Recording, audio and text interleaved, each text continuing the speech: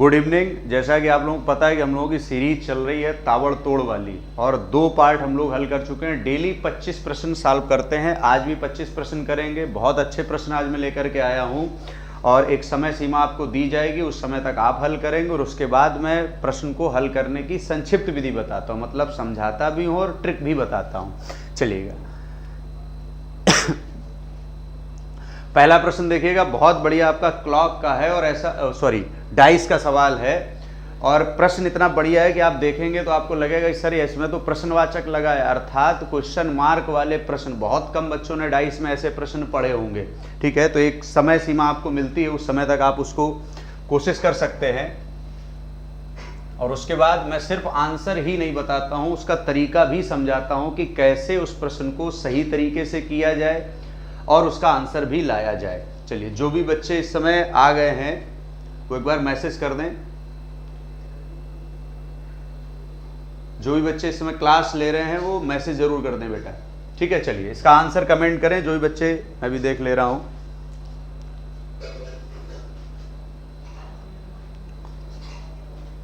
चलिए, Himanshu good evening बेटा, good evening. जो भी बच्चे भाई जुड़े भाई मैसेज जरूर किया करो, जिससे कंफर्म हुआ करे कि आप क्लास ले रहे हैं, और आंसर देंगे तो मुझे भी अच्छा लगेगा और मैं और अच्छे से समझा पाऊंगा कि आपकी गलतियां कहां पर हो रही हैं, उसको हमें क्या बताना है, क्योंकि सिर्फ आंसर बताना मकसद नहीं है मेरा।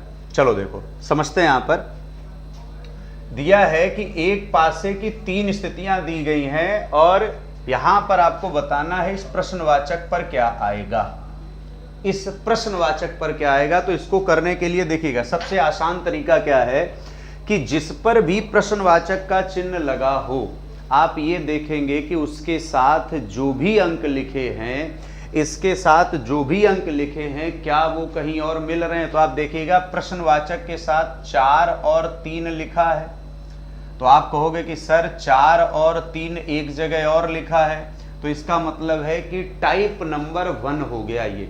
और टाइप नंबर 1 क्या कहता है कि जो अंक लिखे हैं, अगर उन अंक को लिखने का क्रम और दूसरे पासे में भी वो अंक लिखने का क्रम अगर सेम है, तो जो अंक होगा वही अंक लिखा जाएगा। कैसे? जैसे यहां पर अगर हम 3 से 4 पर पहुंचते हैं तो ये बेटा हो गया क्लॉकवाइज, और यहां पर 3 से 4 पर पहुंचेंगे तो ये क्या हो गया, एंटी क्लॉकवाइज। तो क्रम क्या हो गया, बदल गया। अगर क्रम बदल जाए तो जो अंक बचा है उसका अपोजिट लिखा जाएगा। उसका क्या लिखा जाएगा, अपोजिट। अब आप कहेंगे कि सर 2 का अपोजिट क्या होगा, तो उसके लिए बहुत सी विधियां हैं अपोजिट निकालने की, कि कोई 2 पासे ऐसे देखिएगा जिनमें कोई एक अंक कॉमन मिले। तो यहां पर पासा नंबर फर्स्ट और पासा नंबर सेकंड से आप देखिएगा दोनों में 4 कॉमन है कि नहीं। तो क्या लिखेंगे, 4 6 1, दूसरे पासे में क्या बेटा 4 3 और 2। तो यहां से हमें पता चल गया कि 2 का अपोजिट क्या है, 1। और अभी हमने क्या कहा था, अगर क्रम दोनों के बदल जाएं तो जो अपोजिट होगा वो प्रश्नवाचक पर लिखा जाएगा, अर्थात 2 का अपोजिट क्या होगा, 1। तो यहां पर आंसर क्या हो जाएगा, 1। क्लियर, बात समझ में आ गई होगी। चलिए, सेकंड प्रश्न पर बढ़ते हैं। प्रश्न नंबर 2 बहुत बढ़िया है, कोडिंग डिकोडिंग का प्रश्न है। कह रहा है यदि किसी सांकेतिक भाषा में FILO का कोड BCDE हो, तो उसी सांकेतिक भाषा में XURO का कोड क्या होगा। ये सवाल मैं कह सकता हूं कि देखने में छोटा है, लेकिन ये है बहुत खोटा। देखो इधर कैसे, समझिएगा। यहां पर सबसे पहला काम क्या है कि अल्फाबेट का नंबर लिखना है। F का नंबर क्या होता है बेटा 6, I का नंबर 9, L का नंबर 12 और O का नंबर कितना होता है 15। अगर हम इनके नंबर लिखेंगे तो B का नंबर होता है 2, C का नंबर होता है 3, D का नंबर होता है 4 और E का नंबर होता है 5। कुछ समानताएं इसमें हमें दिख रही हैं, आप देखिएगा। अगर क्लिक करके देखेंगे तो मैं यहां पर बता दूं आपको,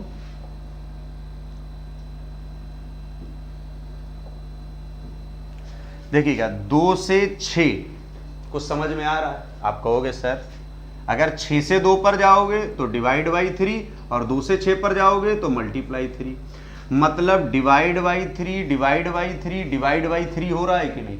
तो रिलेशन हमें समझ में आ गया कि सभी में जो रिलेशन हो रहा है वो हो रहा है डिवाइड बाई 3। तो यहां पर जो हमसे पूछा गया वो किसके बारे में पूछा गया, XURO। तो x का मान कितना होता है 24, u का मान कितना होता है 21, r का मान कितना होता है 18 और o का मान कितना होता है 15। और बेटा सब डिवाइड बाई 3 है, तो 24 में अगर हम डिवाइड बाई 3 करेंगे तो कितना आएगा 8, 21 में करेंगे तो 7, 18 में करेंगे तो 6 और 15 में करेंगे 5। और इन नंबरों को हमें अक्षरों में कन्वर्ट करना है। और इतना हम लोगों को पता होना चाहिए कि h कितना होता है 8, 7 पर क्या होता है G, 6 पर क्या होता है F और 5 पर क्या होता है E। अर्थात आंसर आ गया HGFE। ऑप्शन नंबर अगर हम देखेंगे यहाँ पर तो HGFE ऑप्शन नंबर कौन सा मिल जाएगा, D। क्लियर। उम्मीद कर रहा हूँ ये प्रश्न भी आप लोगों को समझ में आया होगा और अच्छे प्रश्न है। आप पूरे 25 प्रश्न जब देखेंगे तो आपको लगेगा कि बहुत सी समस्याओं का समाधान इस पेपर में आपका होगा। देखिएगा नेक्स्ट सवाल देखिएगा, सवाल नंबर 3। अगर आप लोगों ने कभी प्रतियोगी परीक्षा का पेपर दिया होगा और अच्छे पेपर दिए होंगे तो इस प्रश्न को आप जरूर देखे होंगे पेपर में, और बहुत बच्चे गलत करके आते हैं। प्रश्न क्या है कि एक घड़ी 1 बजे, देखिएगा यहाँ पर 1 बजे क्या है 1 बार, 2 बजे क्या है भैया 2 बार, 3 बजे क्या है 3 बार, और ऐसे ही घड़ी आपका क्या है बोलती है। कह रहा है जितना बजता है उतना ही बोलती है। अब इसमें बच्चे गलती क्या करते हैं कि उनको लगता है कि जो घड़ी होती उसमें घंटे कितने होते हैं 24। क्लियर, यही तो बच्चे सब समझते हैं। और वो कर क्या जाते हैं कि 1 घंटे में 1 बार, 2 घंटे में 2 बार, और वो ऐसे ऐसे 24 घंटे में 24 बार कर जाते हैं और हो जाता है गलत। घड़ी में टोटल 12 घंटे ही तो होते हैं, और वही भाई दिन का काम है, वही फिर अगला 12 घंटे, और 12 और 12 कर देते तो 24 घंटे का मतलब एक दिन होता है। लेकिन घड़ी में जो अंक लिखे होते हैं वो 12 तक ही तो लिखे होते हैं। मतलब क्या हुआ, 1 बजे 1 बार, 2 बजे 2 बार, 3 बजे 3 बार, ऐसे ही 4, फिर 5, फिर 6, फिर 7, 8, 9, 10, 11 और 12। अगर इन सबको हम जोड़ लें तो 12 घंटे में पता चल जाएगा कि नहीं। तो उसमें भी आप लोगों ने मैथ में बहुत बढ़िया सी ट्रिक पढ़ी होगी कि अगर 1 से किसी अंक की शुरुआत की जाए और क्रम से उन अंकों को जोड़ा जाए तो सिंपल सा क्या नियम लगा देते हैं भाई, n+1/2 पढ़ा होगा भाई, लगभग हर बच्चे ने ये फार्मूला पढ़ा होगा भाई। 1 से 12 तक अगर जोड़ना है तो n का मान कितना हो गया 12, गुणा कितना हो गया 13, और डिवाइड बाई कितना हो गया 2। बेटा इसको कट किया कितना हो गया 13 छंग कितना हो गया 78, 78 आ गया कि नहीं। मतलब 12 घंटे में जो मान आया वो आया 78। और अभी हमने क्या कहा था, जो काम 12 घंटे में हो रहा वही काम फिर अगले 12 घंटे में होगा। तो 12 घंटे में अगर 78 है तो अगले 12 घंटे में फिर 78 होगा, मतलब टोटल 24 घंटे हो गए कि नहीं। तो 24 घंटे का मान कितना आ जाएगा 156। उम्मीद कर रहा हूं ये बात समझ में आ गई होगी आपको। क्लियर। चलिए जो भी बच्चा इसमें क्लास देख रहा है एक बार बताए भाई बात क्लियर हुई कि नहीं, यस या नो में जवाब दे। Pankaj Yadav, Saurabh, defence lover academy, अच्छा 2 होगा, किसका बता रहे थे भाई, पिछले वाले का। चलिए 156 बच्चे आंसर दे रहे हैं, बहुत बढ़िया भाई। क्लियर। चलिए नेक्स्ट सवाल पर आते हैं, बहुत बढ़िया सवाल है बेटा। कह रहा है किसी महीने का प्रत्येक रविवार चौथी, 11वीं, 18वीं या 25वीं तारीख को पड़ता है। क्योंकि हमें पता है कि जो दिन भी है वो हर 7वें दिन रिपीट होता है। भाई कॉमन सेंस की बात है, अगर कोई दिन, देखिएगा, अगर कोई दिन 4 तारीख को पड़ा होगा तो बेटा 11 को भी पड़ा होगा, 18 को भी पड़ा होगा, 25 को भी पड़ा होगा। पक्की बात है ये आपकी। कह रहा है तो बताइएगा उस महीने की अंतिम तारीख को कौन सा दिन पड़ेगा यदि महीने का प्रारंभ बृहस्पतिवार से हो। जबरदस्ती का कंफ्यूजन करने के लिए आपको एक बात बता रहा है। एक बात बताना, किसी भी तारीख, किसी भी माह का प्रथम दिन आपको पता है, किसी भी माह का, मैं जनवरी को ले लूं, फरवरी को ले लूं, क्या उस माह का अंतिम दिन आप बता सकते हो? तो आप कहोगे सर बता सकते हैं कि अगर जनवरी का हमें प्रथम दिन दे दिया जाए तो हम अंतिम दिन बता सकते हैं। अब मैं कहूँगा क्यों बता सकते हो, तो आप कहोगे कि सर 1 तारीख का अगर दिन मुझे पता है तो जनवरी में 31 दिन होते हैं, तो 31 तारीख का दिन बता देंगे। लेकिन इस प्रश्न में आप गौर करिएगा, उसने क्या कहा है, तो बताइए महीने की अंतिम तारीख को कौन सा दिन पड़ेगा। अब कौन से महीने की अंतिम तारीख पूछ रहा है, ये आप बताओगे। अगर वो महीना 30 का है तो दिन अलग होगा, अगर 31 का है तो दिन अलग होगा, अगर 28 का है तो दिन अलग होगा। इसका मतलब है, एक ऑप्शन दिया गया है, आंकड़े अधूरे हैं। हमने कहा भाई 1 तारीख को सोमवार है, तो बताइएगा महीने की अंतिम तारीख को कौन सा दिन होगा। तो आप कह सकते हो कि सर पहले मुझे ये तो पता चल जाए कि उस महीने की अंतिम तारीख को कौन सी तारीख पड़ेगी। मतलब जनवरी का है तो 31 पड़ेगी, भाई फरवरी का है तो 28 या 29 पड़ेगी, अप्रैल का है तो 30 पड़ेगी। तो तारीख अगर बदल रही उस हिसाब से दिन भी तो बदलेगा। मतलब हमारे पास आंकड़े पूरे नहीं है। ऑप्शन नंबर कौन सा हो जाएगा बेटा, डी। क्लियर। चलिएगा नेक्स्ट प्रश्न पर बढ़ते हैं। बढ़िया प्रश्न दिया, कह रहा है ये, यदि घड़ी के डायल पर स्थित अंकों के स्थान पर अंग्रेजी वर्णमाला के अक्षरों को व्यवस्थित किया गया। मतलब कहना ये चाह रहा है कि एक घड़ी हमारे पास है और उसमें जो अंक लिखे हैं उनको अंकों में कन्वर्ट किया जा रहा है। 6 जो भी है, कह रहा है जो 6 है वहां पर क्या लिखा जा रहा है, W। जो 7 है वहां क्या लिखा जा रहा है भाई, B। तो कह रहा बताइएगा ऐसी ही एक घड़ी है तो वहां पर 3 की जगह क्या लिखा जाएगा। तो अगर हम लोग नॉर्मल बच्चों में आते हैं तो हम लोग क्या करेंगे भाई, 12, 1, 2, 3 ऐसे तो करेंगे भाई, घड़ी ही तो बनाएंगे। 7, 8, 9, 10 और 11, ये घड़ी हो गई। और जो उसने कहा है वही काम हम करेंगे। उसने भाई क्या कहा है हमसे कि 6 पर क्या है, W, तो हम यहां लिख देंगे भाई W। और क्या कहा, 7 पर क्या है भाई, V, तो हम क्या लिख देंगे V। क्रम यही चलेगा। उसके हिसाब से भाई फिर क्या चलेगा, अगर यहां W है यहां B है, इसका मतलब क्या हुआ कि इधर फिर क्या हो जाएगा बेटा, U हो जाएगा, यहां T हो जाएगा, यहां क्या हो जाएगा, S हो जाएगा। यही तो काम हुआ ना। यहां पर क्या हो जाएगा भाई, R हो जाएगा। क्लियर। हमसे पूछ रहा है कि बताइएगा 3 पर क्या आएगा। तो एक चीज इन प्रश्नों में बस क्या होता है, हमें वहां पर यह क्लिक करना होता है कि आखिर वो करना क्या चाह रहा है। तो देखिएगा बेटा 6 को W लिखा और W की प्लेस वैल्यू कितनी होती है, 23। कितनी होती है, 23। और 23 और 6 कितना होता है, 29। V होता है 22 और 22 को लिखा है 7, तो 22 और 7 भी कितना होता है, 29। इसका मतलब एक बात कंफर्म हो गई कि वो जो भी पूछना चाह रहा है उसका योग कितना हो रहा है, 29। तो हमसे किसके बारे में पूछ रहा, 3 को। तो 3 में हम क्या जोड़ देंगे बेटा, बताओ भाई, 26। 3 में क्या जोड़ेंगे, 26, तो हो जाएगा कितना आपका, 29। अब आप कहोगे सर ये तो मामला गड़बड़ हो गया, ये तो मामला क्या हो गया, गड़बड़ हो गया कि नहीं। तो देखो यहां पर उसने क्या खेल कर दिया है, थोड़ी देर के लिए समझिएगा। W यहां पर है बेटा, एक मिनट, डायल अंकों को 6 के स्थान पर क्या कह रहा है W, 7 के स्थान पर क्या कह रहा है V, और आगे भी यही परिवर्तन का जारी रहे। तो देखिएगा बड़ा बढ़िया उसने सवाल को थोड़ा घुमा दिया है, और मैं जान रहा था बच्चे भी आंसर, वो तो चलो ये बढ़िया रहा कि उसने कहीं ऑप्शन हमारे पास 29 का मतलब यहां पर आपका क्या है, Z लिखा नहीं था। अगर Z लिखा होता तो सब बच्चे Z कर देते। ध्यान रखिएगा प्रश्न की शुरुआत कहां है, 6 से। कहां से है, 6 से। तो जहां से शुरुआत है अब वहां से आगे चलेगा मामला, अब वहां से चलेगा आगे मामला। कैसे, W, B, C, T, S और R। तो यहां क्या लिखोगे बेटा, Q। यहां क्या लिखोगे भाई, P। यहां क्या लिखोगे बेटा, O। और यहां क्या लिखोगे आप, N। क्या लिखोगे, N।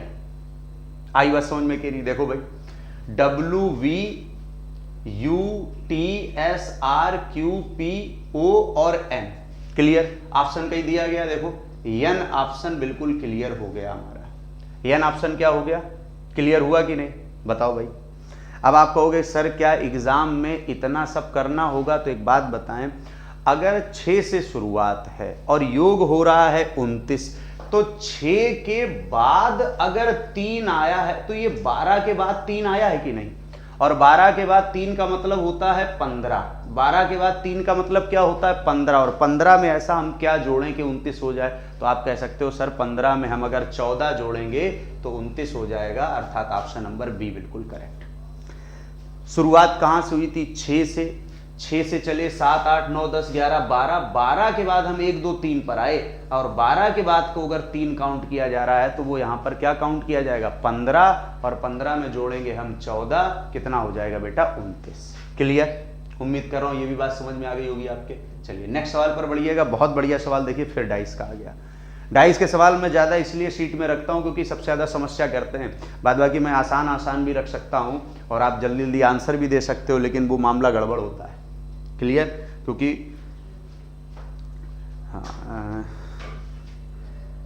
चलिए बताएं बेटा। चलिए बच्चों के, हाँ ऋषभ अग्नोत्री गौरव यादव यन दे रहे हैं बच्चे, बहुत बढ़िया भाई।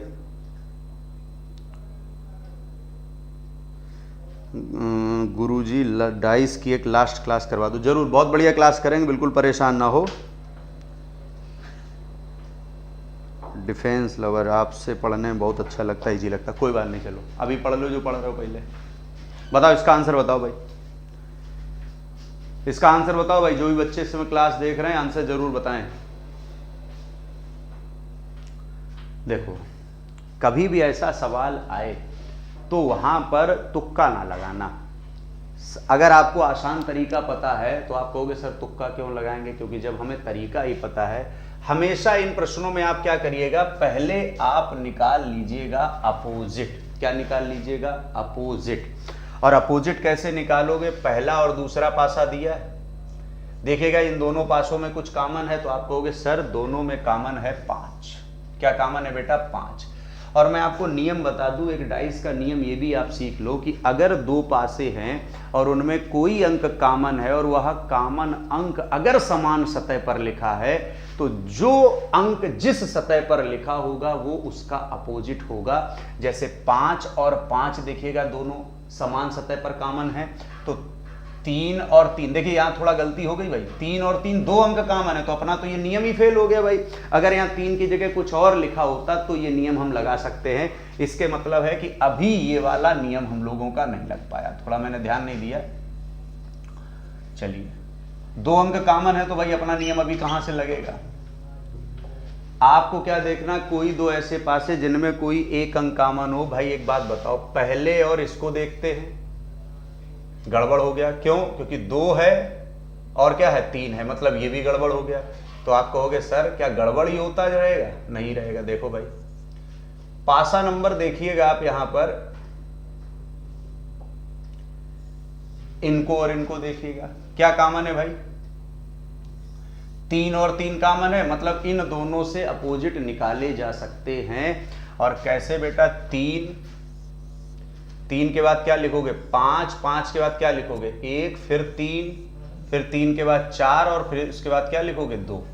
1 का अपोजिट 2, 5 का अपोजिट 4 और 3 का अपोजिट क्या हो जाएगा 6। क्लियर, इतनी बात समझ में आ गई। अब कभी भी पासे से अगर प्रसार पूछा जाए तो उसका मतलब ही होता है जिस प्रसार में सभी विपरीत सही जगह लिखे हों। जैसे 1 का अपोजिट 2 है, ये देखिएगा बेटा 1 और 2 क्या हो गए नजदीक, गलत। 5 का अपोजिट 4, बेटा 5 का अपोजिट 4 बिल्कुल सही है। 3 का अपोजिट 6 होना चाहिए, यहां 3 का अपोजिट 1 है, बेटा ये भी गलत हो गया। 3 का अपोजिट 6 है, बिल्कुल सही है बेटा। 4 का अपोजिट 5 होना चाहिए, ये भी गलत हो गया। मतलब सभी विपरीत सही जगह लिखे होने चाहिए। तो आप देखिएगा 1 का अपोजिट 2 है, सही हो गया। 5 का अपोजिट 4 है, सही हो गया। 3 का अपोजिट 6 है, सही हो गया। जब सभी प्रकार से हमारी चीजें सही हैं तो ऑप्शन नंबर डी बिल्कुल क्या हो जाएगा करेक्ट। क्लियर, चलिए नेक्स्ट सवाल पर बढ़ते हैं। परछाई का सवाल डायरेक्शन का बड़ा बढ़िया सवाल है, और आपने अगर पिछले पेपर उठा करके देखे होंगे, विशेषकर आप पुलिस के पेपर उठा करके देखिएगा, परछाई का सवाल आया ही है, हर पेपर में आया है। देखिएगा क्या दिया है, और इसके लिए बच्चे बहुत मेहनत करते हैं, बिल्कुल मेहनत नहीं करनी, हल्का सा दिमाग लगाना, आंसर आना, ना चित्र बनाना ना कुछ बनाना। देखो क्या है, कह रहा है एक दिन सूर्योदय के बाद, अच्छा सूर्योदय के बाद आप ये मत समझ लेना कि रात हो गई है।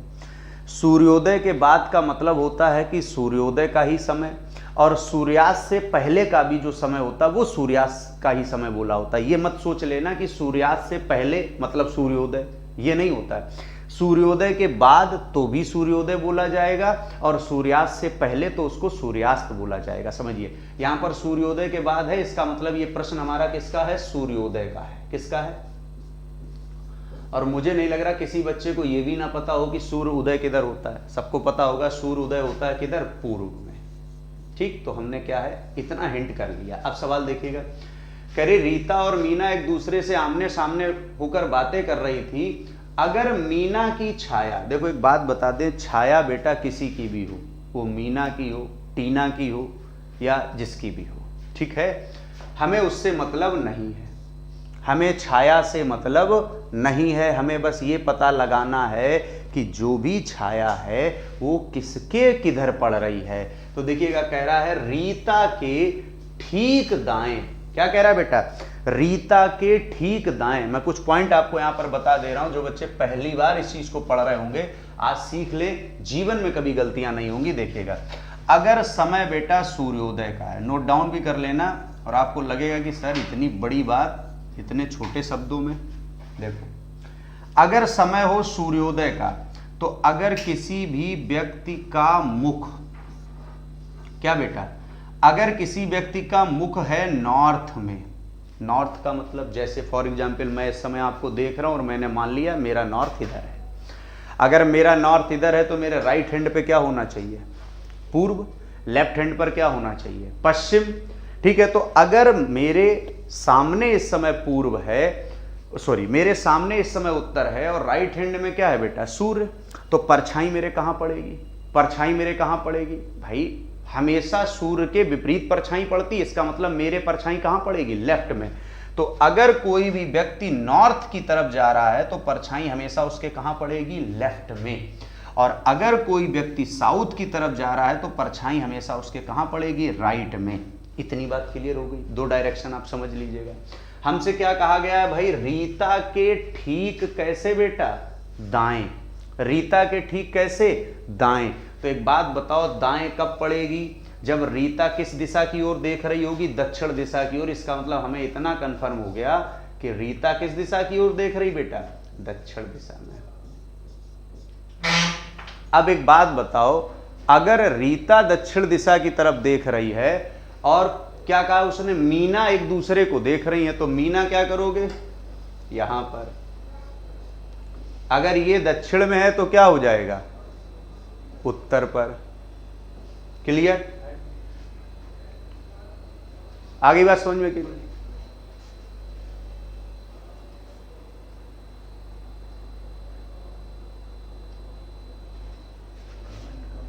अच्छा, चलिए मैं ये भी देख ले रहा हूं आप लोगों के कमेंट जो आ रहे हैं।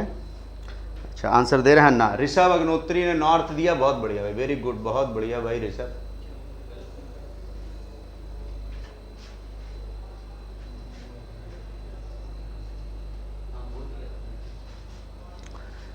क्लियर?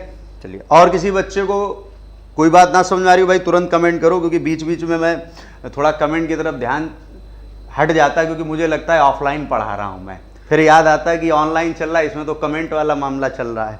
ठीक है, तो हाँ, श्रेया यादव भी आ गई, सी ऑप्शन दे दिया भाई। सी ऑप्शन बेटा श्रेया किसका दे दिया भाई? ऐसे कैसे काम चलेगा बेटा? कह रहा भाई मीना किस दिशा की ओर देख रही? बेटा मीना किस दिशा की ओर देख रही है भाई? मीना। ज्यादा तेज से मत बोलना, गाना बन जाता है। ठीक है, हाँ बताओ भाई। जिन बच्चों ने भी सी दिया है बेटा, भानु प्रताप बेटा गलत आंसर दे रहे हो भाई। क्लियर? चलिए, उम्मीद कर रहा हूं कि बात समझ में आ रही होगी। चलो, जो भी आपके साथी हों, पढ़ते हों, कहीं भी पढ़ते हों, उनको एक बार शेयर वेयर कर दो तो उनको भी कुछ सीखने को मिल जाए। चलो इधर देखो बेटा, क्या सवाल आ गया भाई, टोकरी का सवाल।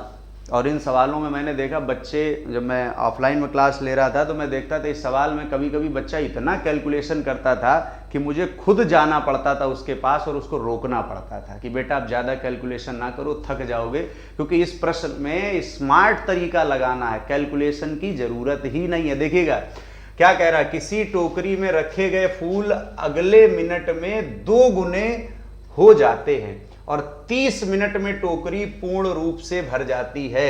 मतलब जैसे जिन बच्चों ने हेरा फेरी पिक्चर देखी होगी तो उसमें एक स्कीम चलाई जाती थी डबल की। क्या कही जाती थी कि पैसे हो रहे थे डबल। ठीक है, तो ये स्कीम चल रही है कि एक ये टोकरी है, मान लो सपोज दैट इसमें एक फूल हमने डाला पहले मिनट में, तो अगले मिनट में कितने हो गए भैया, 2 फूल हो गए। फिर अगले मिनट में कितने हो जाएंगे, 3 फूल नहीं होंगे, क्योंकि क्या कह रहा है, प्रत्येक मिनट में 2 गुनी। क्या कह रहा है, प्रत्येक मिनट में 2 गुनी, मतलब 2 का 2 गुना कितना, 4 फूल हो जाएंगे बेटा। चौथे मिनट में 4 का 2 गुना मतलब 8 हो जाएंगे। इसका दुगुना ही तो चल रहा है ना बेटा, 8 हो जाएंगे। तो क्या ऐसे टोकरी पूरी भरते रहोगे, इतना टाइम नहीं होता एग्जाम हॉल में। क्या कह रहा है, 30 मिनट में पूरी भर जाएगी। कितने मिनट में, 30 मिनट में पूरी भर जाएगी। मान लो मैं छोटा सा उदाहरण आपको बता दूं, ये एक टोकरी है, या इसी को देख लेते, इसमें 8 फूल हो गए थे कि नहीं। अच्छा, सपोज दैट इस टोकरी में टोटल फूल 8 हो गए और ये टोकरी फुल हो गई। अब अगर मैं ये कहूं कि बताओ आधे फूल कब थे, तो आप कहोगे सर 8 का आधा 4 होता है। जैसे ही आपने 4 पर नजर मारी तो 1 मिनट पहले आधे थे कि नहीं, 1 मिनट पहले क्या थे, आधे। तो जब भी कभी ऐसा प्रश्न आए और प्रत्येक मिनट में अगर कोई वस्तु दोगुनी हो रही है, तो जितने समय में वो पूरी होगी उससे 1 मिनट पहले वो ठीक आधी होगी। क्यों, क्योंकि आधे का दोगुना जब हम करेंगे तो पूरा हो जाएगा कि नहीं। तो ये टोकरी कितने मिनट में पूरी हो रही है, 30 मिनट में। इसका मतलब एक बात कंफर्म हो गई है कि आधी कब रही होगी बेटा, 29 मिनट में। कब रही होगी, 29 मिनट में। लेकिन हमसे प्रश्न में आधे की जगह क्या कह रहा है, 1/4। तो कॉमन सेंस की बात है, जब 1/4 होगा उसका 2 गुना हुआ होगा आधा, उसका 2 गुना हुआ होगा क्या हो गया होगा, पूरा। ठीक है, तो यहां पर अगर चौथाई की बात पूछी है तो जितने में पूरी हो रही है उससे कितना कम कर देंगे, 2। तो यहां पर 30 से अगर हम 2 कम कर देंगे तो कितना हो जाएगा, 28। अब एक बात बिल्कुल अक्षरशः मैं क्लास में बोलता था, ताबीज बना लो और पहन लो कि जब भी कोई वस्तु प्रत्येक मिनट, सेकंड, दिन या किसी भी समय में दोगुनी हो रही हो तो 1 मिनट, दिन, समय जो भी दिया जाए उसमें आधी, और 2 मिनट, दिन, समय जो भी दिया जाए उसमें चौथाई। तो यहां पर क्या कहा बेटा, 30 मिनट में पूरी हो रही है तो 1/4 मतलब 2 कम कर देंगे। और किस में 2 कम कर देंगे, 30 में 2 कम करेंगे और आंसर कितना आ जाएगा आपका, 28 मिनट। बात क्लियर हुई कि नहीं। एक बार जो भी बच्चे क्लास ले रहे हैं मुझे बता दें, मैं देखता भी जा रहा हूं। ठीक है, बी आंसर दे रहे हैं बच्चे, बहुत बढ़िया भाई, वेरी गुड। क्या बात है भाई, आंसर देखने की जरूरत ही नहीं पड़ती क्योंकि इतना बढ़िया बच्चे सब हल करते हैं, मुझे लगता ही वो सब सही करते हैं। चलो इधर देखो भाई, बहुत बढ़िया भाई, आया हुआ प्रश्न एग्जाम का। पंक्ति में राम बाएं से 39वें स्थान पर है जबकि श्याम दाएं से 28वें स्थान पर है। कह रहा राम और श्याम आपस में अपना स्थान क्या करते हैं। अभी जो लोग बच्चे बीएड का पेपर देकर के आए होंगे आप उनसे पूछिएगा, अभी बीएड का एंट्रेंस एग्जाम हुआ तो इस टाइप का सवाल आया और बहुत से बच्चे उसको सही करके आए होंगे, बहुत से बच्चे गलत भी करके आए होंगे। लेकिन आज अगर आप समझ लोगे तो आने वाले जितने भी एग्जाम हैं उसमें अगर ये प्रश्न दिखेगा तो गलत नहीं होगा। देखिएगा, कह रहा राम बाएं से कितने पर है, 20वें पर है। तो कह रहा बताइएगा श्याम की दाएं से क्या स्थिति है। अब इसमें हमने देखा बच्चे क्या करते हैं, पंक्ति बनाते हैं। भाई क्यों बनाते हो, जब जरूरत ही नहीं है उस चीज की तो क्यों टाइम पास कर रहे हो। देखो सिंपल सी बात है, लिख दो भाई राम, लिख देंगे, दूसरे का नाम लिख देंगे क्या बेटा, श्याम, लिख देंगे। मुझे नहीं लग रहा कोई बहुत बड़ी समस्या है। राम का स्थान कितना है, 39, और श्याम का स्थान कितना है बेटा, 28। दोनों ने स्थान क्या किया है, अदला बदला। क्या कहा बेटा, दोनों ने स्थान क्या है, अदला बदला। आप मत बदलना, उसको बदलने दो, आप दिमाग लगाओगे। राम क्या कह रहा है, बाएं से 20वां, तो यहां लिख दोगे कितना बेटा, 20। और पूछ रहा श्याम की स्थिति बताओ, तो यहां लगा दोगे प्रश्नवाचक का चिन्ह। अब एक कॉमन सेंस की बात बताना, मान लो थोड़ी देर के लिए मैं राम हूं और आप श्याम हैं। मैं कितने पर हूं, 39 पर, आप कितने पर हो, 28 पर। हम लोगों ने कहा आओ ऐसा एक काम करते हैं, हम लोग स्थान अदल बदल लेते हैं। मैं आपकी जगह गया, आप मेरी जगह आए। अच्छा, मैं 39 पर था इधर से, और जब मैं आपके पास गया तो मेरा स्थान हो गया 20, जबकि मैं था कितना 39, हो कितना गया 20। तो आप कहोगे कि सर 39 से आप 20 हो गए हैं, तो आप तो 19 कम हो गए। कितने कम हो गए? 19। अब एक बात बताओ, जब हम और आप आपस में स्थान बदलते हैं तो जितना हम बढ़ते हैं उतना ही आप बढ़ते हो, जितना हम घटते हैं उतना ही आप घटते हो। तो ट्रिक बन गई ना भाई, अगर इससे 19 कम हुआ है तो इससे भी 19 कम कर दो और आंसर आ जाएगा 9। आ गई बात समझ में कि नहीं? ए ऑप्शन बिल्कुल क्लियर।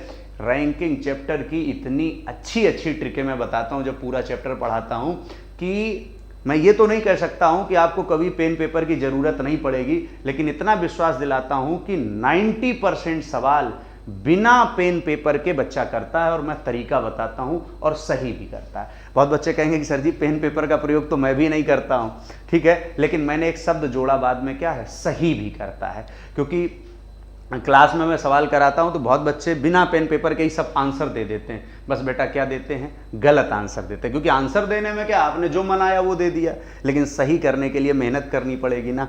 क्लियर? चलिएगा, ये ऑप्शन आ रहा बच्चों का, बहुत बढ़िया भाई। चलिए नेक्स्ट सवाल पर बढ़ते हैं।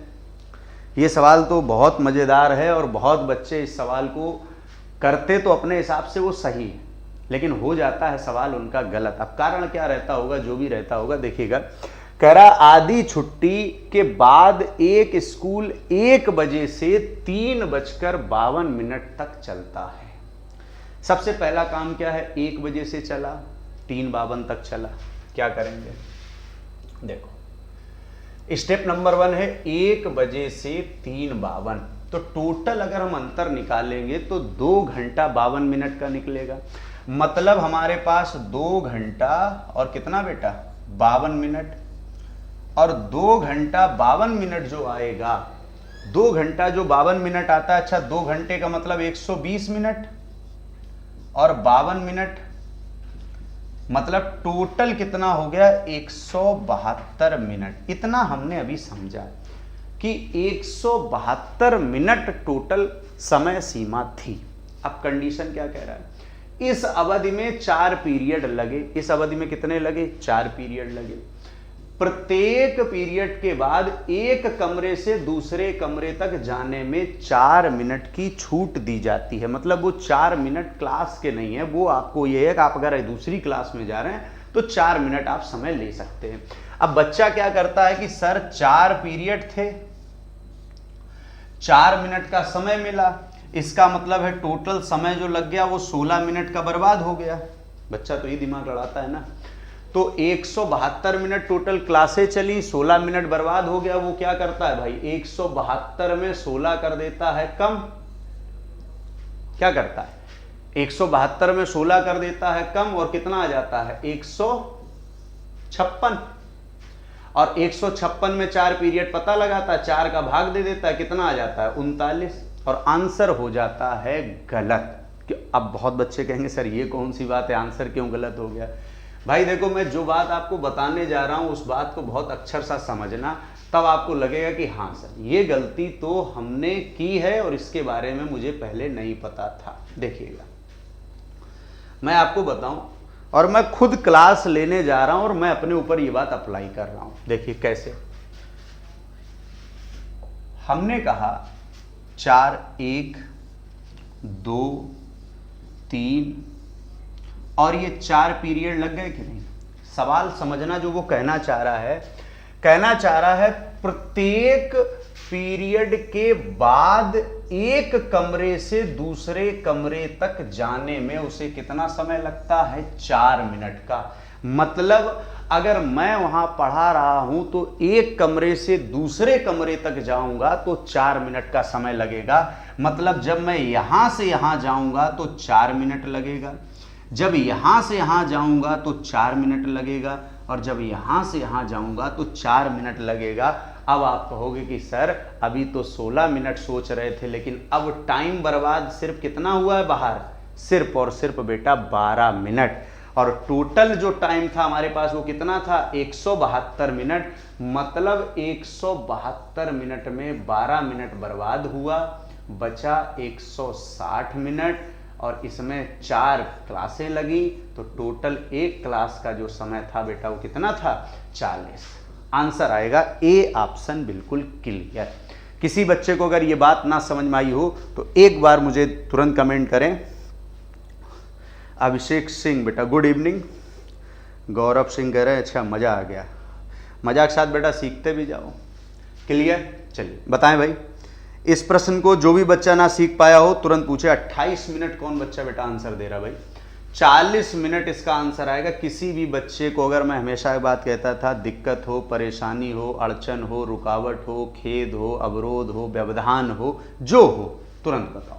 क्योंकि बहुत बच्चे कहते हैं सर हमें इस सवाल में समस्या नहीं थी, हमें तो प्रॉब्लम थी। तो मैं सब बोल देता हूँ, कुछ तो होगा, बताओ।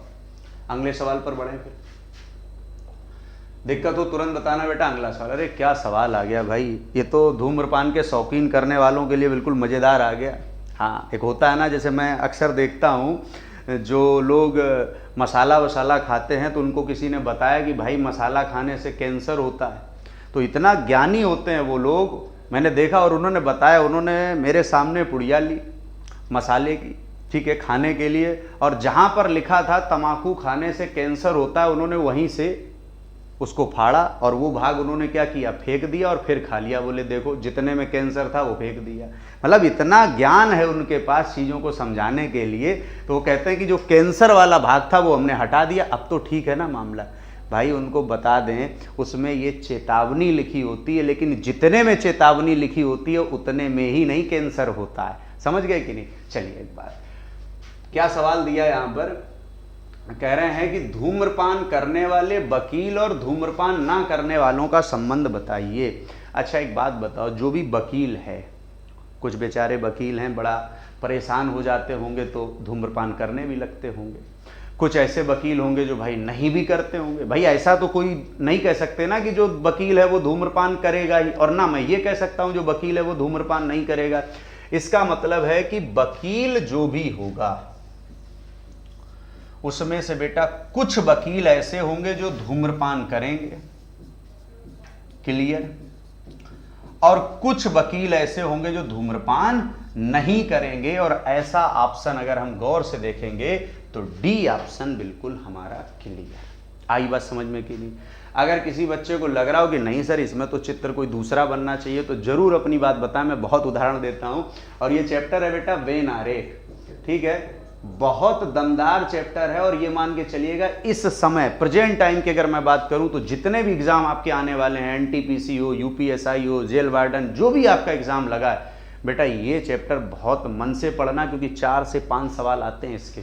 चलिए देखिए, नेक्स्ट सवाल बहुत बढ़िया आ गया, क्रम से लगाना है दिया है।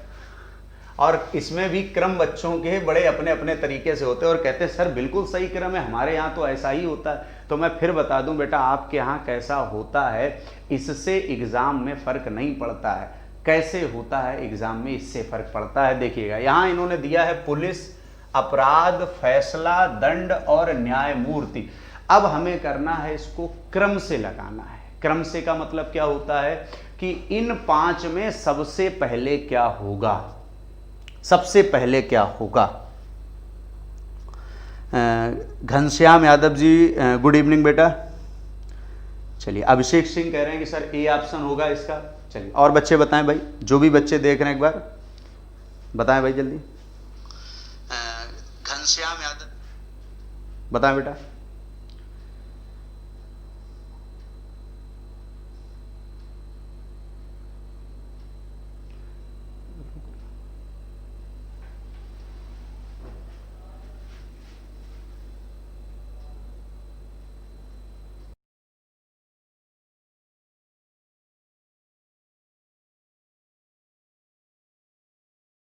दे रही हैं राधे श्याम, राधे श्याम भैया, राधे श्याम, क्या बात है। ऐसे कुछ बच्चों के नाम होते हैं कि बड़ा बढ़िया लगता है। इसमें क्या होता है कि अपना नाम भी हो जाता है और काम भी हो जाता है। कहते हैं ना, प्रभु आपकी कृपा से सब काम हो रहा है, सही है ना।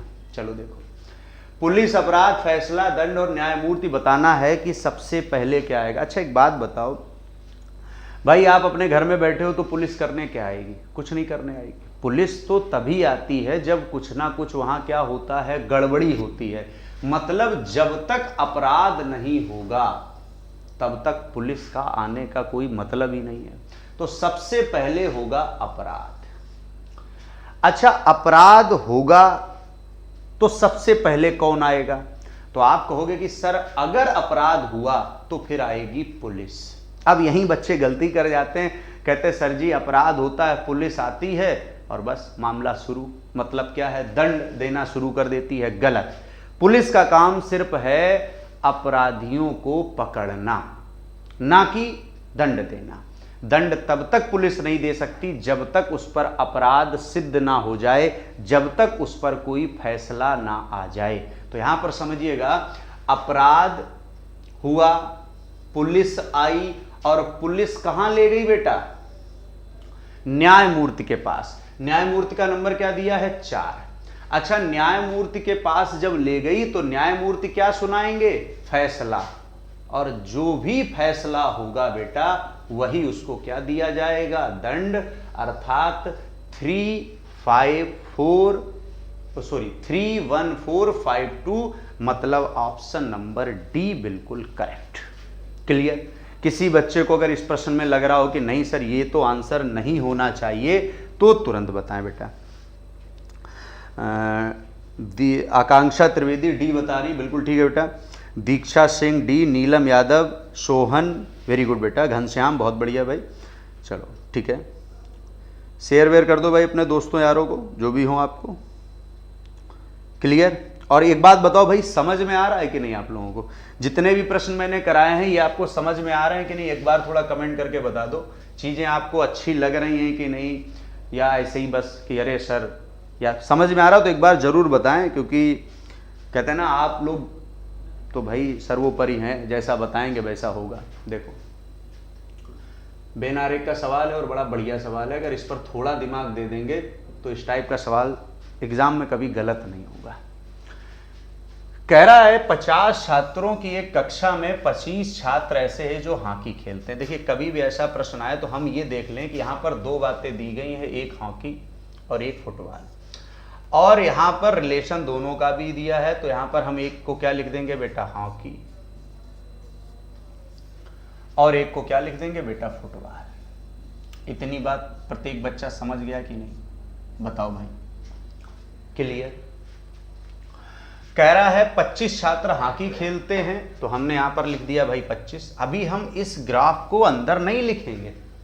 और 30 छात्र हमारे पास क्या है? फुटबॉल, तो 30 हैं फुटबॉल। अच्छा, कह रहा 8 छात्र कोई खेल नहीं खेलते हैं। अच्छा, मेरे पास खेलने वाले कितने लोग हैं? 50। उस 50 में इसने 8 मना कर दिया, तो 50 में से अगर 8 मना कर दिया तो कितना बचा बेटा? 42। कितना बचा? 42। अब एक बात बताओ, हमारे पास जो डाटा है वो 42 लोगों का है, और हमारे पास डाटा यहाँ कितना है? 25, और यहाँ कितना है? 30। यहाँ है बेटा 25 और यहाँ कितना है? 30। अगर हम 25 और 30 डाटा को ऐड करेंगे तो देखिएगा, 25 और 30 डाटा को ऐड करेंगे तो ये कितना हो जाएगा बेटा? 55। अच्छा, एक बात बताओ, हमारा डाटा हो गया 55, जबकि पढ़ने वाले कितने हैं आपके? 42। तो आखिर ये अंतर है कितने का? तो आप कहोगे सर ये हो रहा है 55 और योग है 42, तो अंतर है कितने का? 13 का। कितने का? 13 का अंतर है। तो इसका मतलब एक बात कंफर्म हो गई कि जो 13 का अंतर है वो दोनों का होना चाहिए। अब एक बात बताओ, ये बेटा पूरा 25 था, इस 25 में अगर ये 13 हो चुका है तो ये 12 बचा होगा कि नहीं? ये डाटा बेटा 30 का था, अगर इसमें 13 हो चुका है तो ये 17 बचा कि नहीं? क्लियर? अब हम कैसे जानेंगे हम सही हैं या गलत? इस पूरे डाटा को आप ऐड करो, अगर 42 हो जाए तो समझ लो हम लोग सही हैं। देखो किधर, 12 और 13 कितना? 25, और 25 और 17 कितना? 42। इसका मतलब बात बिल्कुल करेक्ट है। प्रश्न में क्या पूछा है कि बताइएगा कितने ऐसे जो हॉकी और फुटबॉल दोनों खेलते हैं, तो जो बीच में पार्ट आ रहा है वो दोनों वाला है, और बीच में कितना आएगा बेटा? 13। इसका मतलब आंसर आ जाएगा 13। इस प्रश्न में वो ये भी पूछ सकता था कि कितने ऐसे हैं जो केवल हॉकी खेलते हैं, आंसर होता 12। ऐसे कितने हैं जो केवल फुटबॉल खेलते हैं, तो आंसर होता 17। क्लियर? सब बच्चों को समझ में आ रहा है कि नहीं? बहुत बढ़िया भाई। चलिए बहुत बढ़िया भाई, डिफेंस लवर एकेडमी बहुत अच्छा समझ में आ रहा है और बहुत अच्छा लग रहा है बेटा मुझे भी। अभिषेक सिंह कह रहे हैं जी सर अब सब क्लियर है, बहुत अच्छा, चलो वेरी गुड बेटा, बहुत बढ़िया भाई। तुम लोग सीखते जाओ, मैं तो सिखाता जाऊंगा, मुझे तो अच्छा लगता है, जितना बच्चा मुझे जानता है वो जानता मुझे सिखाने में मज़ा आता है, ठीक है। चलो देखो इधर बेटा, यहाँ पर कितना बढ़िया प्रश्न दिया है, कह रहा है सभी दरवाजे मेज हैं। न्यायवाद चैप्टर है और बहुत बारीकी से जो बच्चा इसको पढ़ता है उसका कभी सवाल गलत नहीं होता। यहाँ पर तो मैं पेपर बता रहा हूँ, हर प्रश्न से आपको थोड़ा बहुत परिचित करा रहा हूँ। बाद बाकी मेरा उद्देश्य रहता है कि किसी भी चैप्टर को मैं इस स्तर से पढ़ाऊँ कि जो बिल्कुल गड़बड़ वाला बच्चा है उसको भी समझ में आए, जो थोड़ा बहुत ठीक है उसको भी समझ में आए, जो बहुत ठीक है उसको ज़्यादा समझ में आए, ठीक है। क्योंकि बहुत वाले बड़े गड़बड़ हैं, जिस शब्द के साथ बहुत लग जाए समझ लो मामला गड़बड़ है। जैसे कहा जाता है ना कि वो बहुत सीधा है, तो समझ जाइएगा मामला गड़बड़ है, बहुत सीधा है, ठीक है। चलो इधर सभी दरवाजे मेज हैं, भाई बना दो, सभी दरवाजे मेज है, नहीं बना पाओगे क्या? और कोई भी मेज कुर्सी नहीं है। बेटा देखो हम यहाँ पर अगर इसको चित्र बनाएं तो सभी दरवाजे क्या है? मेज है। क्लियर? सभी दरवाजे क्या है? मेज है। और कह रहा कोई भी मेज कुर्सी नहीं है, तो मैं यहाँ क्या करता हूं, कोई भी मेज क्या है बेटा? कुर्सी नहीं है। देखिएगा मैं इसको कर लेता हूं अलग। अब एक बात बताना, कुर्सी जो है वो इस वाले पार्ट को कभी आपस में टच नहीं करेगी, पूरे पार्ट को। तो जब नहीं टच करेगी तो भाई इसको भी नहीं टच करेगी। क्या कह रहा है देखो, कोई भी दरवाजा कुर्सी नहीं है। बेटा एक बात बताओ, कोई भी दरवाजा कुर्सी नहीं है, बिल्कुल सही हो जाएगा कि नहीं? आप कहोगे सर क्यों सही हो जाएगा? अरे एक बात बताओ, अगर कोई व्यक्ति कमरे के अंदर बैठा है और हमने कहा भाई आप उस कमरे में नहीं जा सकते, कंडीशन लगा दी भाई उस कमरे में आप जा ही नहीं सकते, तो एक बात बताओ क्या उस व्यक्ति को कभी आप टच कर पाओगे जो कमरे के अंदर है? आप कहोगे सर नहीं कर पाएंगे। तो वही बात तो यहां दी गई है। कह रहा है कोई भी कुर्सी दरवाजा नहीं है, तो एक बात बताओ, जब दरवाजा कुर्सी से नहीं मिलेगा तो कुर्सी भी तो दरवाजे से नहीं मिलेगी। इसका मतलब है ये वाला भी आपका क्या है बेटा? सही है। क्लियर? कोई भी कुर्सी दरवाजा नहीं, बिल्कुल ठीक। कह रहा कुछ मेज दरवाजे हैं। कुछ मेज क्या है? दरवाजे हैं। एक बात बताओ बेटा, मेज और दरवाजों के बीच तो रिलेशन हो जाएगा ना, इसका मतलब ये भी क्या है? सही है। तो आंसर हो जाएगा बेटा, तीनों निकलते हैं। ऑप्शन नंबर आएगा बेटा इसका क्या? C option. बिल्कुल क्लियर। क्लियर? बताओ भाई। अभिषेक यादव कह रहे हैं यूपी SSSC में ऐसे ही क्वेश्चन आते हैं जैसे आप पढ़ा रहे हैं। हाँ बेटा वही लेवल तो पढ़ा रहे हैं आपको। और सबसे ज़्यादा इस समय बच्चों को दिक्कत आ रही है यूपी SSSC की, सर बड़ा रीजनिंग का स्टैंडर्ड बदल गया। अरे भाई मैं वही पढ़ाऊंगा जो स्टैंडर्ड बदला हो, जो आ नहीं रहा उसको पढ़ाने का क्या मतलब है? इधर देखो भाई, बताओ इस प्रश्न में किसी को दिक्कत, किसी भी बच्चे को दिक्कत हो तुरंत कमेंट करे बेटा। कुछ गलत हुआ क्या इसमें? देख लेते हैं भाई। कोई भी दरवाजा कुर्सी नहीं बेटा, कोई भी दरवाजा कुर्सी नहीं, पहला सही है। कोई भी कुर्सी दरवाजा नहीं बेटा, कोई भी कुर्सी दरवाजा नहीं है, बिल्कुल सही है बेटा। और कुछ मेज दरवाजे हैं, बिल्कुल ठीक है, अर्थात ऑप्शन नंबर सी बिल्कुल क्लियर आएगा। एक बार कमेंट करें दीक्षा, सोहन, अभिषेक, वेरी गुड बेटा। चलो बहुत बढ़िया भाई, जो बच्चे समझ रहे हैं धड़ाधड़ आंसर दे रहे हैं। क्या प्रश्न आ गया, और इस प्रश्न को जैसे ही बच्चे देखते हैं उनका मन खुश हो जाता है। हाँ, क्योंकि हर बच्चा आजकल सुंदर बनना चाहता है, सबके मन में रहता है कि जितने ज़्यादा सुंदर होंगे। तो भाई ये बता दें, सुंदरता रंग रूप से नहीं होती है, समझिएगा। क्या प्रश्न है समझिएगा, यहाँ पर दे रहा है कि साफ वर्ण के लिए रिया कोल्ड क्रीम का इस्तेमाल कीजिए। बेटा मैं प्रचार नहीं कर रहा हूँ किसी भी क्रीम का, ना जाकर के मार्केट से खरीद लेना, पहली बात। हाँ, कह रहा है साफ वर्ण के लिए रिया कोल्ड क्रीम इस्तेमाल कीजिए। एक क्या है? विज्ञापन। अक्सर विज्ञापन ऐसे आते होंगे कि 5 मिनट में ब्यूटी पार्लर जैसा निखार, ठीक आते हैं। दिया है ना कि साफ वर्ण के लिए क्या करें? रिया कोल्ड क्रीम इस्तेमाल कीजिएगा। और जैसे विज्ञापन बच्चा पढ़ लेता है तो उसको लगता है कि अब तो मामला बढ़िया हो जाएगा।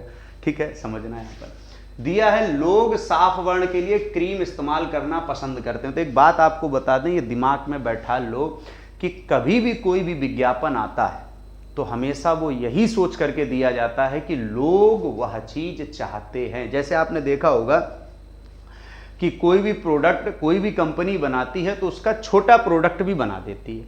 मतलब कोई बहुत बड़े प्रोडक्ट हैं तो छोटे छोटे टुकड़ों में उन प्रोडक्टों को बना करके मार्केट में पब्लिश करते हैं। क्यों करते हैं? क्योंकि वो जानते हैं कि हो सकता है कि ऐसे भी लोग हों यहाँ पर जो इतना महंगा ना खरीद पाए, खरीदना वो वही चाह रहे हैं, तो वो क्या करते हैं, उसकी मात्रा को कम करके उसको छोटे छोटे पार्टों में डिवाइड कर देते हैं। मतलब कोई भी विज्ञापन हमेशा यही सोच करके दिया जाता है कि लोगों को ऐसी चीजें पसंद है। जैसे आपने देखा होगा by one get one free अक्सर लिखा जाता। क्यों लिखा जाता? क्योंकि वो जानते हैं कि लोग अलग अलग 500 की 2 शर्ट नहीं खरीद सकते, लेकिन अगर एक ही शर्ट का दाम 1000 रख करके by one get one free रख दिया जाए तो लोग खरीद लेते, क्योंकि उनको लगता है कि इसके साथ क्या मिल रही है, फ्री मिल रही है। तो इसका मतलब है विज्ञापन हमेशा यही सोच करके दिया जाता है कि लोग वो चीज क्या करते हैं, पसंद करते हैं। कह रहा है लोग आसानी से मूर्ख बन जाते हैं। बेटा ये तो कभी सोचना ही नहीं, मूर्ख तो बना ही नहीं सकते भाई। ये सोच करके कभी विज्ञापन नहीं दिया जाता कि लोग आसानी से क्या बन जाते हैं, मूर्ख। तो दूसरा हो गया गलत, पहला तो सही है। लोग विज्ञापन के प्रति अपनी अनुक्रिया दर्शाते हैं, बात बिल्कुल सही है। आपने बहुत से विज्ञापन देखे होंगे, कोचिंग संस्थान के विज्ञापन आते हैं कि अगर हमारा पढ़ाया हुआ ना फंसे तो बीच चौराहे पे गोली मार देना। ऐसा विज्ञापन अभी बड़ा वायरल हुआ था, मैं देख रहा था एक दिन टीवी पर। अच्छा, इसका मतलब क्या होता? ऐसे विज्ञापनों का मतलब क्या होता, कभी आपने सोचा? ऐसे विज्ञापनों का सिर्फ एक ही मतलब होता है कि लोगों का ध्यान उधर जाता है, लोग उस विज्ञापन में अपनी प्रतिक्रिया देते हैं, लोगों की जिज्ञासाएं बढ़ती हैं। कभी भी आपने देखा होगा कोई मूवी आती है तो मूवी आने से पहले ही उसका बड़ा प्रचार किया जाता है कि भाई उस मूवी में ये गड़बड़ है, वो गड़बड़ है। क्यों? क्योंकि लोगों की जिज्ञासा बढ़ती है उस चीज को देखने के लिए। क्लियर? आई बात समझ में कि नहीं? तो यहां पर कौन सा बेटा सही हो जाएगा, पहला और तीसरा। चलिएगा नेक्स्ट सवाल पर आते हैं। सरल रेखाएं पूछी गई हैं अक्सर ये प्रश्न, और अभी आपका यूपीपी का पेपर उठा के देखिएगा, सरल रेखाओं के प्रश्न आए हैं। त्रिभुज भी गिनने को आए, वर्ग भी और सरल रेखा। सरल रेखा का मतलब बेटा 3 प्रकार की रेखाएं, आप यहां पर देख लीजिएगा, 1, 2 और 3। मतलब क्या हो गया आपका, इसको हम कह सकते हैं लंब मतलब खड़ी हुई रेखा, आधार मतलब, और आपका तिरछी रेखा। देखो बेटा अब आपको बस इनमें क्या होता है, मैं क्लास में इस ट्रिक का नाम देता हूं झालर विधि। मैं कहता हूं जैसे घर में बेटा झालर डालते हो आप, वैसे ही आप झालर डाल दो। देखो अब आप कहोगे सर ये कैसी विधि है? देखो भाई विधि, ये देखो झालर डाली आपने, 1, फिर ये डाली 2, फिर ये 3, फिर ये बेटा 4 झालर पड़ गई। उसके बाद देखो बेटा 5 पड़ गई, 5 झालर।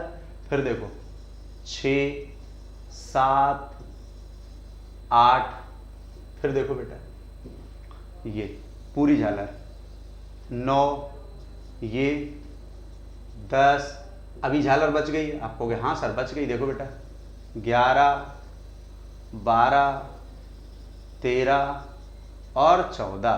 टोटल झालरें कितनी पड़ गई? 14। क्या कोई ऐसी दीवार रह गई है जिस पर झालर ना पड़ी हो? देखो भाई कितना रंग बिरंगी झालरें पड़ गई। टोटल कितनी पड़ गई बेटा? 14। क्लियर? चलिए नेक्स्ट सवाल पर बढ़ते हैं। अंग्रेजी वर्णमाला को विपरीत क्रम में लिखा जाए, इस बात को बेटा अंडरलाइन कर लेना।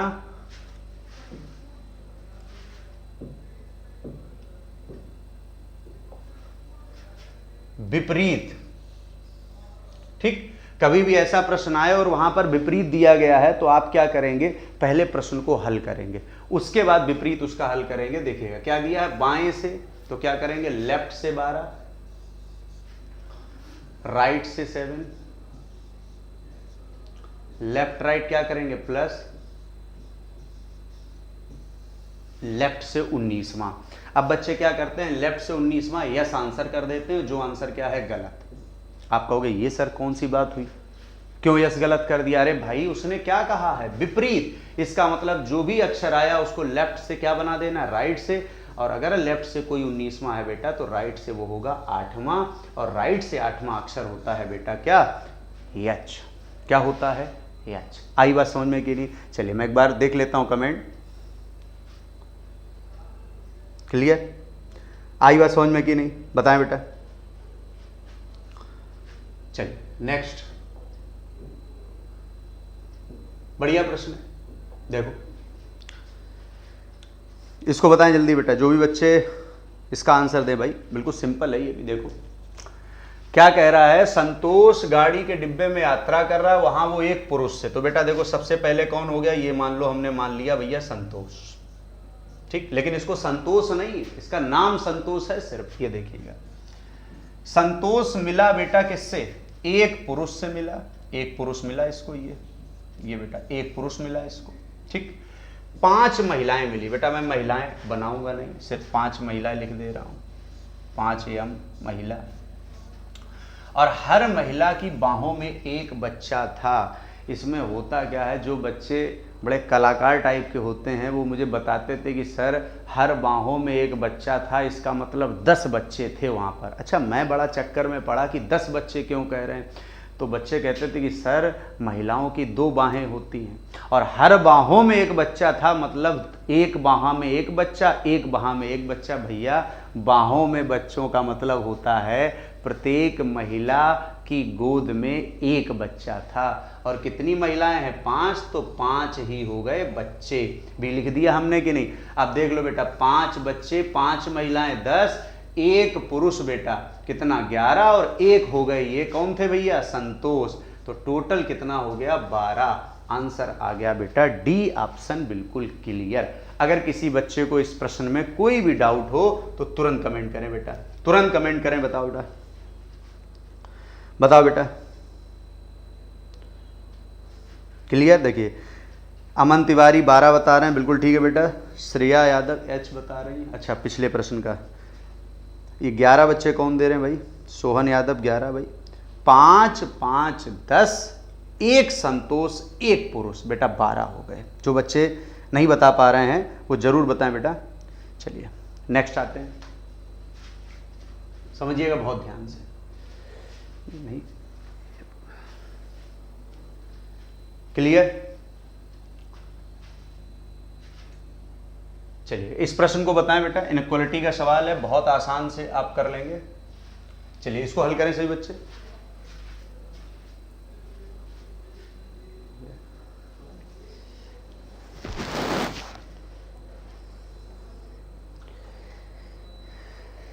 बंद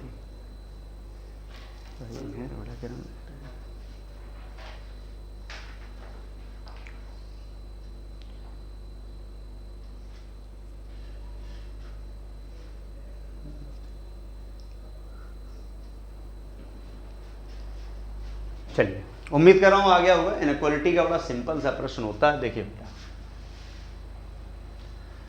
यहां पर डी और क्यू के बारे में बात करेंगे। तो देखिए डी और क्यू बहुत ध्यान से समझिएगा। डी और क्यू ध्यान रखिएगा, जिनके बीच रिलेशन पूछा गया है, अगर उनके बीच आए हुए चिन्ह अगर परिवर्तित हो गए हैं तो गलत। देखिएगा परिवर्तित हो गया कि नहीं, तो क्या मामला हो गया, गलत।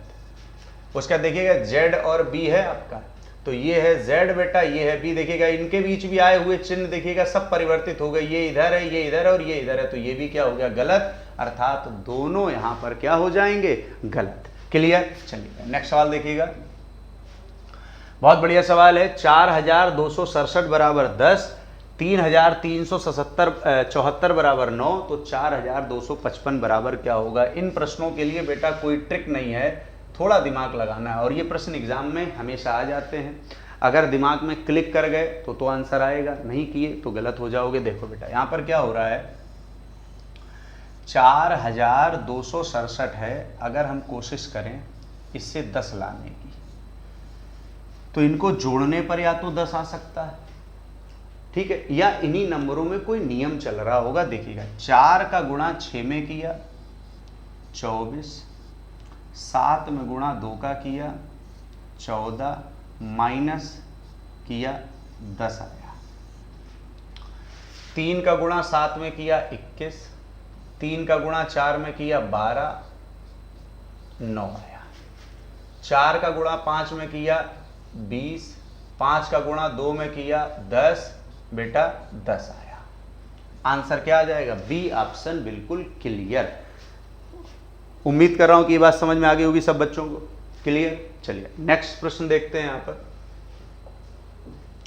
बड़ा बढ़िया प्रश्न आ गया, कोडिंग एंड डिकोडिंग का बड़ा अच्छा प्रश्न है। देखिएगा, कह रहा है यदि किसी सांकेतिक भाषा में, देखिएगा यहाँ पर क्या है, ये प्रश्न आपके आया हुआ है यूपी SSSC के पेपर में आया हुआ है, जो बच्चे एग्जाम की तैयारी करते हैं, प्रैक्टिस सेट हल करते हैं, तो मैंने सब वही प्रश्न उठाए हुए हैं जो एग्जामों में आए हैं। देखिएगा आप यहाँ पर क्या दिया है, ओरिएंटल को लिखा गया है ये। मैं यहीं पर छोटा सा एक नियम आपको बता दूं कि left to right, right to left, cross नियम, इन 3 नियमों को आप बहुत अच्छे से सीख लीजिएगा, समझ लीजिएगा। 80 से 90% सवाल आपके आसानी से हल हो जाएंगे। देखिएगा 1 2 3 4 5 6 7 8 अक्षर दिए हैं यहाँ बेटा, 1 2 3 4 5 6 7 8 अक्षर दिए हैं कि नहीं आपके। तो देखिएगा, गौर करिएगा, यहाँ पर 4 अक्षरों का क्रॉस नियम चल गया है। आप कहोगे सर कैसे, तो देखिएगा बेटा, ई का डी से संबंध, आई का एस से संबंध, आर का क्यू से संबंध और ओ का एन से संबंध, मतलब -1 -1 तो एक बात बताइएगा, 1 2 3 4 अगर हम यहां पर करेंगे 1 2 3 4, इसको यहां पर ये क्रॉस किया, अब -1 का नियम चलाएंगे तो O से -1 करके क्या आएगा N, X से -1 करेंगे क्या आएगा G, बेटा C से -1 करेंगे क्या आएगा B, और S से -1 करेंगे तो क्या आएगा R।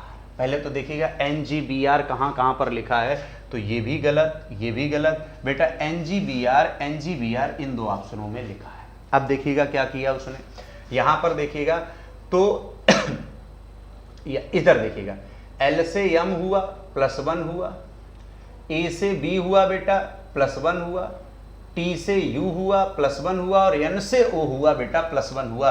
तो आपको भी क्या करना है, O से जाना है इधर, +1 करोगे तो P हो जाएगा, L बेटा क्या हो जाएगा, E क्या हो जाएगा और D क्या हो जाएगा, क्लियर। तो आंसर हो जाएगा NGBR PMFE, अर्थात ऑप्शन नंबर डी बिल्कुल करेक्ट।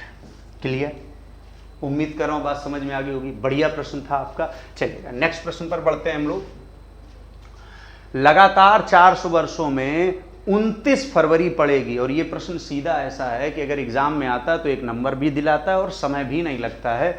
मैं आपको इसका आंसर बता दूं और इसके साथ एक प्रश्न और बनता है वो भी बता दूं। यहां पर 29 फरवरी लिखा है, अगर सिर्फ 29 लिखा होता, मतलब 29 के बाद फरवरी ना लिखा होता, तो आंसर आता है इसका 4497। कैसे आता है, क्या आता है, ये मैं सब कैलेंडर में पूरा एक्सप्लेन करता हूं आपका। और अगर इसके साथ 29 फरवरी लगा दी जाए तो आंसर आता है 97। यहां पर ऑप्शन हमारा हो जाएगा कौन सा बेटा, बी ऑप्शन बिल्कुल क्लियर। ठीक है, चलिए नेक्स्ट प्रश्न आपका आ गया डाइस का, सीधा सीधा बताना है। और इस प्रश्न को करने के लिए हमने क्या बताया था आपको, सबसे पहले आप ढूंढेंगे अपोजिट। क्या ढूंढेंगे, अपोजिट। और अपोजिट बेटा होता है 2 का अपोजिट 4, 1 का अपोजिट 6 और बचा बेटा 5 का अपोजिट 3। क्लियर। विपरीत सतह कभी पासे में एक साथ नहीं दिखती हैं। आप कहोगे सर कैसे, 5 का विपरीत क्या है बेटा 3, 5 के साथ 3 कभी भी नहीं दिखना चाहिए, गलत। 1 के साथ बेटा 6 कभी भी नहीं दिखना चाहिए, गलत। क्लियर। 2 के साथ कभी भी 4 नहीं दिखना चाहिए, गलत। तो भैया हर प्रकार से आंसर इसका क्या आ जाएगा, डी ऑप्शन बिल्कुल क्लियर। फिर समझिएगा, विपरीत सतह कभी पासे में एक साथ नहीं दिखनी चाहिए। क्लियर। चलिए नेक्स्ट सवाल है, वर्ष 2024 का कैलेंडर पुनः किस वर्ष में लाया जाएगा। मैं आपको एक बात बता दूं, छोटी सी ट्रिक मैं बता देता हूं, इसको पूरा एक्सप्लेन कैलेंडर चैप्टर जब आप लोग पढ़ेंगे तो उसमें बताऊंगा। यहां पर दिया है वर्ष 2024, देखिएगा तो 2024 बेटा कैसा है, लीप वर्ष। तो देखिएगा अगर हम बात करें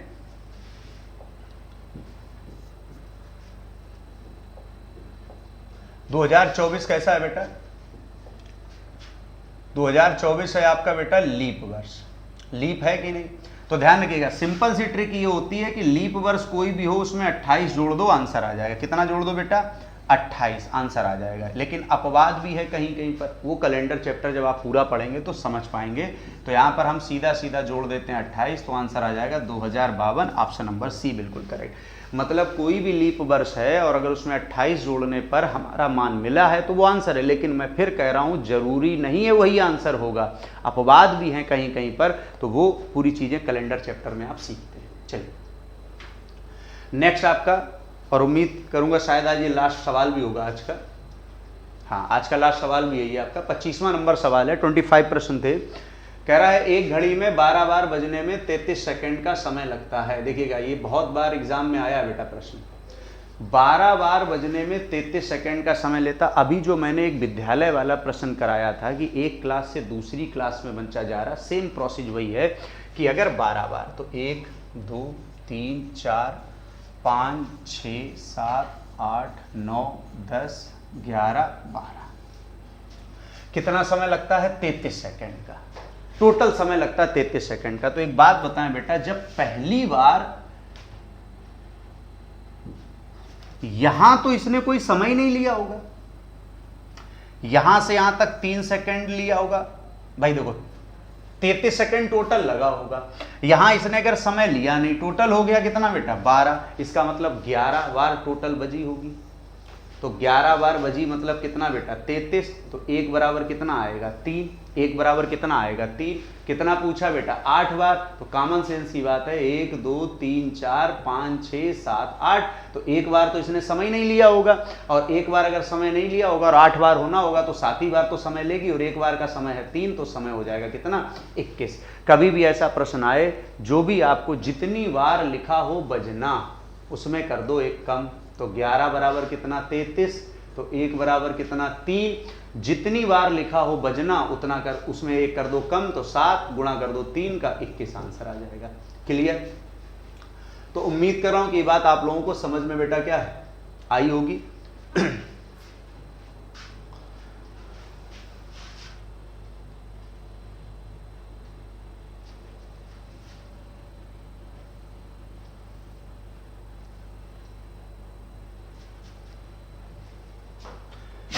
देखिए ये आज के प्रश्न है, मैं एक बार फिर दिखा दे रहा हूं टोटल, किसी का कोई छूट गया हो भाई, कोई बच्चा बाद में जुड़ा हो तो वो भी देख ले कि ये टोटल आज के प्रश्न कराए गए हैं। सबके आंसर भी आपके हैं यहां पर, और सब प्रश्न बेटा एग्जाम के आए हुए हैं। क्लियर?